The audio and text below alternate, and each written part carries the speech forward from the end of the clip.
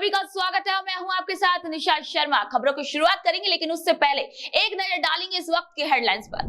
मुंबई में कर्म भूमि से मातृभूमि कार्यक्रम में बोले सीएम श्री भजनलाल शर्मा, प्रवासी भाई बहन दे रहे हैं राजस्थान को भी समृद्ध बनाने में अपना योगदान। रिको की औद्योगिक भूमि आवंटन योजना को निवेशकों का जबरदस्त समर्थन। मुख्यमंत्री श्री भजनलाल शर्मा के नेतृत्व में राजस्थान बना निवेशकों की पहली पसंद। राजस्थान में चिकित्सा सेवाओं में क्रांति। मुख्यमंत्री श्री भजनलाल शर्मा के नेतृत्व में आयुष्मान आरोग्य योजना बनी गरीबों का सहारा।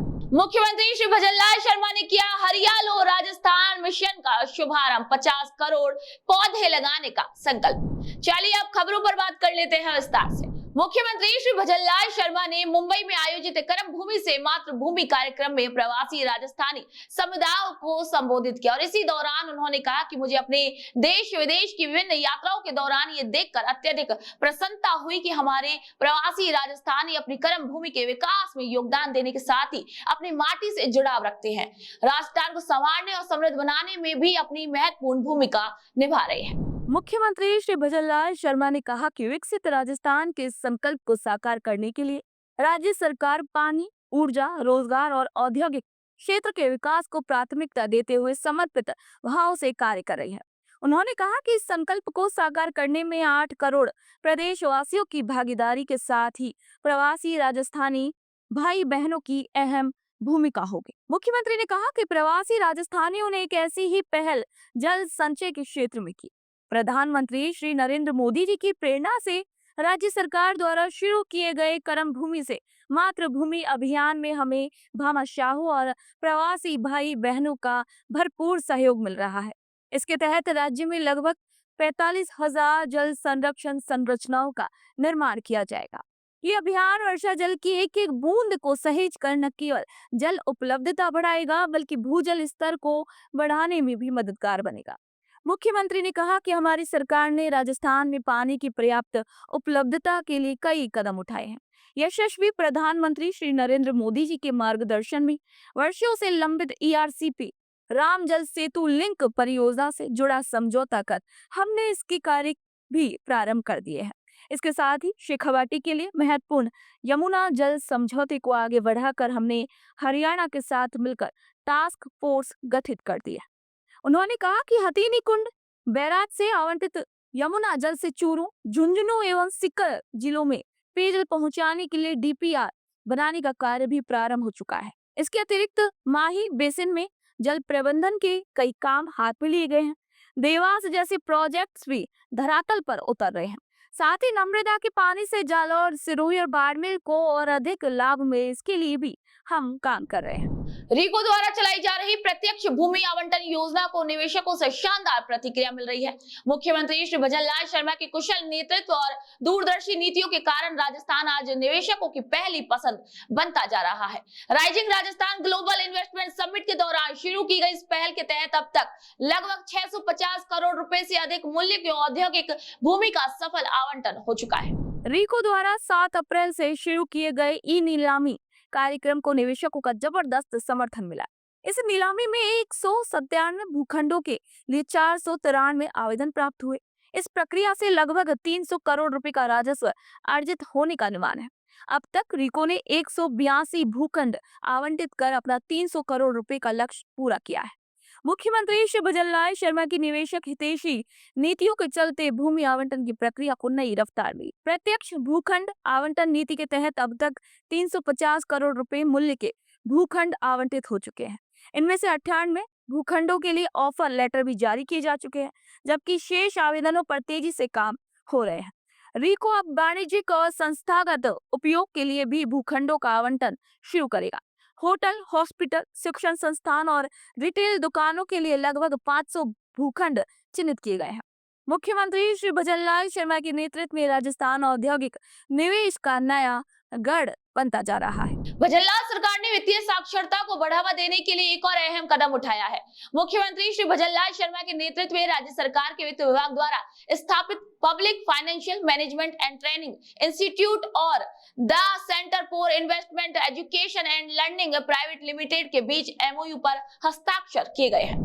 मुख्यमंत्री श्री भजनलाल शर्मा के नेतृत्व में एक और बड़ा कदम उठाया गया। भजनलाल सरकार ने वित्तीय अनुशासन, निवेश शिक्षा, कर और ऑडिट जैसे महत्वपूर्ण विषयों में अधिकारियों और कर्मचारियों के बीच जागरूकता बढ़ाने के लिए ऐतिहासिक समझौता किया है। मुख्यमंत्री श्री भजनलाल शर्मा की दूरदर्शी सोच के परिणाम स्वरूप ये सुनिश्चित किया गया है कि वित्तीय प्रबंधन से जुड़े विषयों पर उच्च गुणवत्ता का प्रशिक्षण उपलब्ध हो। अब PFMTI CIEL के सहयोग से आधुनिक और उन्नत प्रशिक्षण कार्यक्रम आयोजित करेगा। अधिकारियों और कर्मचारियों के लिए विभिन्न केंद्रों पर प्रशिक्षण सत्र आयोजित किए जाएंगे। साथ ही वर्चुअल माध्यम से भी प्रशिक्षण उपलब्ध रहेगा। राज्य की आवश्यकताओं के मुताबिक वित्तीय साक्षरता कार्यक्रम तैयार किए जाएंगे जो सेबी और AMFI के दिशा निर्देशों को अनुरूप संचालित होंगे। मुख्यमंत्री श्री भजनलाल शर्मा की इस पहल से साफ है कि राज्य सरकार पारदर्शिता, दक्षता और जागरूकता बढ़ाने के लिए पूरी निष्ठा से प्रयासरत है। उनका ये विजन राजस्थान को आर्थिक प्रबंधन के क्षेत्र में नई ऊंचाइयों तक ले जाने का मार्ग प्रशस्त करेगा। प्रदेश में चिकित्सा सुविधाओं को लेकर बड़ी क्रांति देखने को मिल रही है। मुख्यमंत्री श्री भजनलाल शर्मा के नेतृत्व में राज्य सरकार ने चिकित्सा सेवाओं को मजबूत बनाने के लिए ऐतिहासिक कदम उठाए हैं। भजनलाल सरकार के प्रयासों से प्रदेश का तेजी से विकास हो रहा है और हर वर्ग को स्वास्थ्य के क्षेत्र में राहत मिल रही है। मुख्यमंत्री श्री भजनलाल शर्मा की दूरदर्शी सोच और प्रदेश में एक नई स्वास्थ्य क्रांति का आगाज हुआ है। मुख्यमंत्री आयुष्मान आरोग्य योजना की शुरुआत कर उन्होंने ये सुनिश्चित किया कि राज्य के हर नागरिक को निःशुल्क और गुणवत्तापूर्ण इलाज मिले। भारत सरकार की आयुष्मान भारत योजना के साथ समन्वय में संचालित इस योजना से आमजन को बेहतरीन चिकित्सा सुविधाएं मिल रही हैं। प्रदेश के आर्थिक रूप से कमजोर वर्गों के लिए ये योजना किसी वरदान से कम नहीं है। अस्पताल में भर्ती होने पर उन्हें वित्तीय सहायता मिल रही है ताकि पैसों के अभाव में कोई भी इलाज से वंचित ना रह जाए।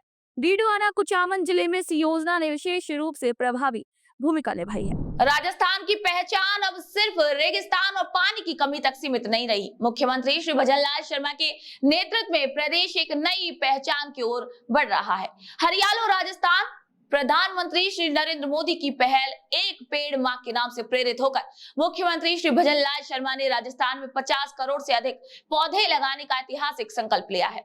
मुख्यमंत्री श्री भजनलाल शर्मा ने इस मिशन को केवल एक वृक्षारोपण कार्यक्रम नहीं बल्कि हरित राजस्थान की मजबूत नींव रखने का एक महत्वपूर्ण अभियान बताया है। राजस्थान में हरियाली और पर्यावरण संरक्षण की दिशा में मुख्यमंत्री श्री भजनलाल शर्मा ने एक ऐतिहासिक पहल की है। हरियालो राजस्थान अभियान की शुरुआत कर भजनलाल सरकार ने साफ कर दिया कि हरियाली बढ़ाना और पर्यटन को बढ़ावा देना उनकी शीर्ष प्राथमिकता है। 1 जिला 1 प्रजाति कार्यक्रम के तहत कृषि वानिकी नीति लागू कर किसानों की आमदनी बढ़ाने और पर्यावरण संरक्षण को मजबूती देने का संकल्प लिया गया।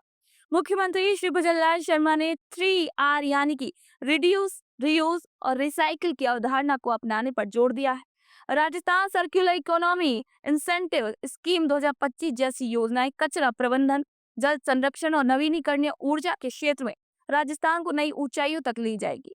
मात्र उनकी स्थापना और भारत का पहला DG1 forest stack app launch कर मुख्यमंत्री श्री भजनलाल शर्मा ने पारदर्शिता और नवाचार की मिसाल पेश की है। सीता माता अभ्यारण्य में इको टूरिज्म सुविधाओं का विकास, केवलादेव और नाहरगढ़ में गोल्फ कार्ट सुविधा, वन मित्रों को किट वितरण और महिला कर्मचारियों का सम्मान जैसे कदम मुख्यमंत्री श्री भजनलाल शर्मा की दूरदर्शी सोच को दर्शाते हैं। राजस्थान हरियाली की अब एक नई इबारत लिख रहा है। तो आज के सूजस बुलेटिन में फिलहाल के लिए इतना ही। फिर आप सभी से मुलाकात होगी, तो तब तक के लिए नमस्कार।